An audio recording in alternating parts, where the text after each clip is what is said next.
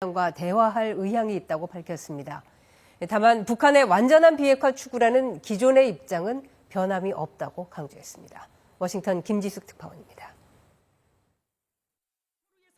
백악관은 트럼프 대통령이 아무 전제 조건 없이 김정은 북한 국무위원장과 대화하는 데 계속 열려 있다고 밝혔습니다. 북한의 핵보유 인정을 전제로 한 김 위원장의 조건부 대화 발언을 어떻게 평가하느냐는 KBS 질의에 대한 답입니다. 또 트럼프 대통령은 첫 임기 동안 김 위원장과 세 차례의 역사적인 정상회담을 개최해 한반도를 안정시켰다고 백악관은 설명했습니다. 다만 미국의 대북 정책에는 변함이 없다고 강조했습니다. 북한과 조건 없는 대화에 참여하면서도 북한의 완전한 비핵화를 추구한다는 트럼프 행정부의 기본 원칙에 변함이 없음을 재확인한 걸로 해석됩니다. 특히 이 같은 백악관의 반응은 트럼프 대통령의 방중 일정을 앞두고 이뤄져 주목됩니다. 트럼프 대통령은 오는 3월 31일부터 4월 2일까지 중국을 방문해 시진핑 중국 국가주석과 만납니다. 이번 방문을 계기로 북한과 접촉에 나설 가능성이 있습니다.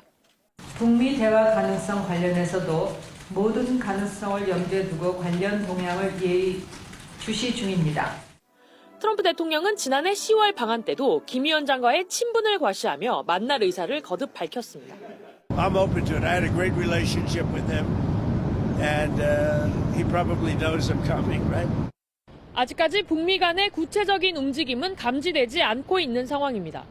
다만 트럼프 대통령의 방중 일정이 임박해 북미 간 접촉이 급진전할 가능성도 배제할 수 없다는 관측이 나옵니다. 워싱턴에서 KBS 뉴스 김지숙입니다. 서울의 아파트값, 특히 강남 지역 아파트값이 하락세로 돌아섰습니다. 강남 서초의 집값이 떨어진 건 2년 만입니다. 이세준 기자가 취재했습니다. 재건축을 앞둔 서울 강남의 한 아파트입니다. 지난해 11호 대책 이후에도 연이어 최고가를 경신했는데 올해 들어 분위기가 바뀌기 시작했습니다. 작년도 최고가가 45억이었거든요. 그 이후에 한 43억대 12월 달까지 갔는데 최근 분위기로 보면 한 41억, 42억 정도인 것 같아요. 인근 아파트도 비슷한 상황입니다.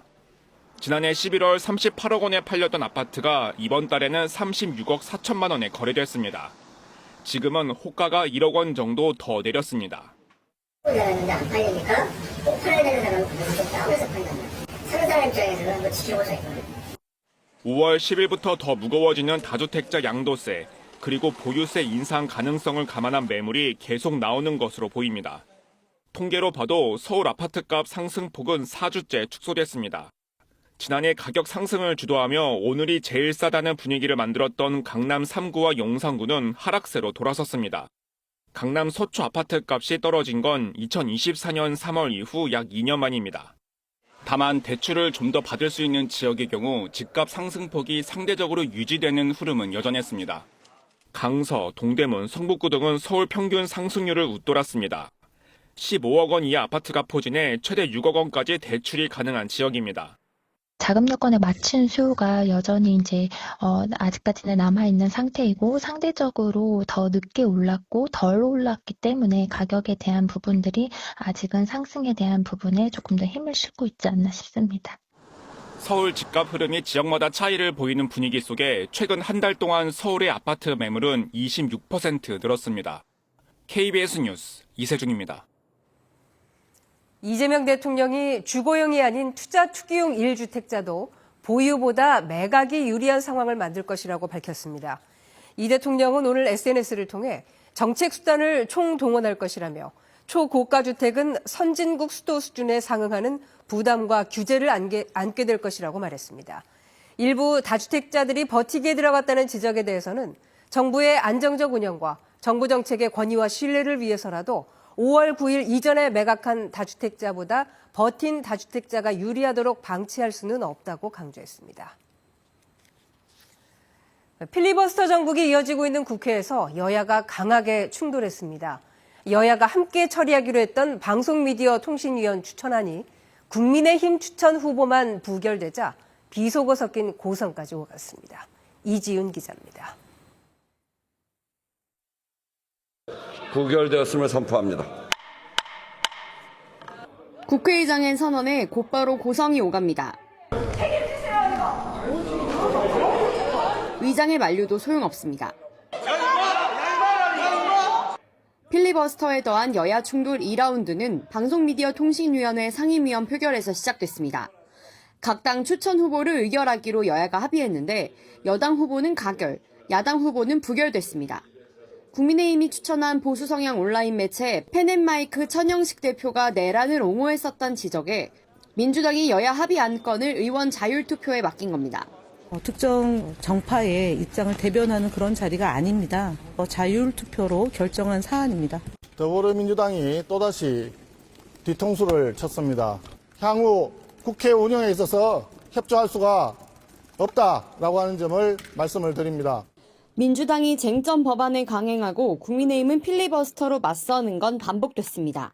민주당은 의석수로 필리버스터를 뚫고 법 왜곡죄를 처리했고 뒤이어 재판소원법이 상정됐습니다. 헌재 결정에 반하는 등의 법원 재판은 헌법재판소에서 다시 판단할 수 있도록 하는 내용입니다. 국민의힘은 사실상 사심제, 위헌이라며 또 필리버스터에 나섰습니다.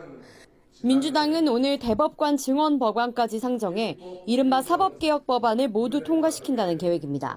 KBS 뉴스 이지윤입니다. 어제 퇴근길 서울시청역 인근 건물에서 불이 나 시민들이 대피하고 한때 교통 통제가 이루어졌습니다. 경부고속도로에서는 25톤 화물차가 갓길에 쓰러졌습니다. 밤사이 사건 사고 김덕훈 기자입니다. 매섭게 불타오르는 건물. 소방호스로 연신 물대포를 쏘지만 역부족입니다. 자욱이 하늘을 뒤덮은 연기. 화마에 피해를 입을까 사람도 차량도 서둘러 대피합니다. 어제 저녁 6시 20분쯤 서울 중구시청역 인근 3층 건물에서 불이 나 3시간 반 만에 꺼졌습니다. 저녁 장사 중인 식당에서 불이 나 손님 등 30여 명이 대피했습니다. 인명피해는 없었습니다. 다만 퇴근길 도심 한복판을 덮친 화재에 교통통제가 이뤄져 한때 정체를 빚었습니다. 화재를 진짜 제대로 봤죠. 지금 거기서 먹을 때 탄내가 점점 심해져가지고 조금 멀리 떨어져야 될 것 같아요. 경찰과 소방당국은 정확한 화재 원인을 조사 중입니다. 고속도로 밖으로 튀어나간 대형 화물차, 철제 가드레일이 육중한 화물차 무게를 겨우 견뎌내고 있습니다. 어젯밤 9시 30분쯤 충북 청주시 경부고속도로 부산 방향 주감휴게소 부근에서 25톤 화물차가 갓길 밖 나무와 충돌했습니다. 해당 사고는 60대 화물차 운전기사가 졸음 운전을 하다 일어난 것으로 알려졌습니다. KBS 뉴스 김덕훈입니다. 조금 전에 끝난 미국과 이란의 3차 핵 협상에서 이란이 우라늄 농축의 일시 동결을 제안한 것으로 알려졌습니다. 미국은 우라늄 농축 완전 중단과 핵무기 보유 포기를 요구하고 있는데 중재에 나선 오만 측은 회담에 상당한 진전이 있었다고 전했습니다. 안다영 특파원이 보도합니다. 미국과 이란이 이란 핵 문제 논의를 위해 현지 시각 26일 스위스 제네바에서 다시 만났습니다. 이번 3차 협상에서 이란은 우라늄 농축의 일시 동결을 제안했다고 알자지라 방송이 보도했습니다. 이란의 한 고위 관계자는 이란 측 제안에 핵무기를 원치 않는다는 점을 입증하는 기술적이고 실질적인 방안이 포함됐다고 밝혔습니다. 그러나 미사일 시스템이나 방위산업 프로그램에 대한 내용은 전혀 포함되지 않았다고 전했습니다. 또 영구적인 농축 중단이나 핵시설 해체, 우라늄 비축량 이전 등도 전적으로 거부한다고 강조했습니다. حوزه رفع تحریم‌ها و هم در رابطه با حقوق و منافع هسته‌ای ایران استفاده صلح‌آمیز از انرژی هسته‌ای 반면 미국은 이란이 고농축 우라늄 생산을 완전히 중단하고 기존 농축 우라늄 비축량을 포기할 것을 요구하고 있습니다. 또 어떤 형태의 핵 합의 등 일몰 조항이 없는 영구적 합의여야 한다는 입장인 것으로 알려졌습니다. 미국은 이란이 핵무기 개발을 다시 시도한 증거를 확인했다며 앞으로 핵무기를 보유하지 않겠다는 약속을 해야 한다고 이란을 압박하고 있습니다. But the principle is very simple. Iran cannot have a nuclear weapon. If they try to rebuild a nuclear weapon, that causes problems for us. 이번 회담을 중재한 오만 측은 상당한 진전을 이뤘다며 다음 주 오스트리아 빈에서 논의를 이어가겠다고 밝혔습니다. 앞서 트럼프 대통령은 지난 19일 이란에 주어진 시간은 길어야 보름 정도라고 말하며 협상 결렬 시 이란 공격 가능성을 언급해왔습니다.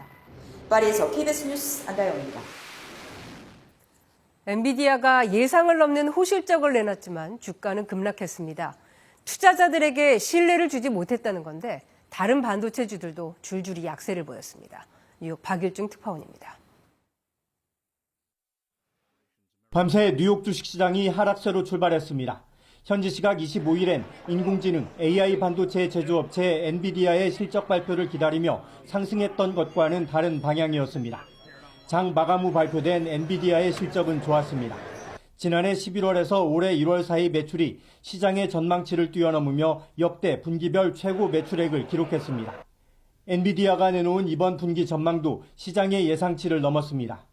엔비디아의 최고 경영자 젠슨 황은 앞으로의 매출에 대해서도 자신감을 표했습니다. I am confident in their cash flow growing.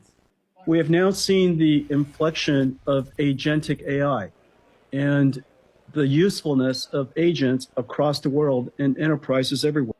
하지만 26일 주가는 하락했습니다. 엔비디아가 5% 넘게 내리면서 다른 반도체 제조업체인 브로드컴과 마이크론, AMD 등의 주가도 끌어내렸습니다.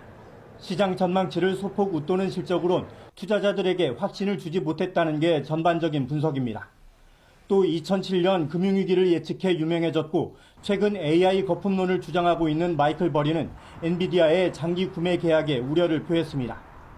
반도체주가 내리면서 기술 관련주의 비중이 높은 나스닥 지수가 1% 넘게 하락했습니다. 지난달 말 마이크로소프트도 예상을 뛰어넘는 실적을 발표했지만 주가는 하락한 바 있습니다.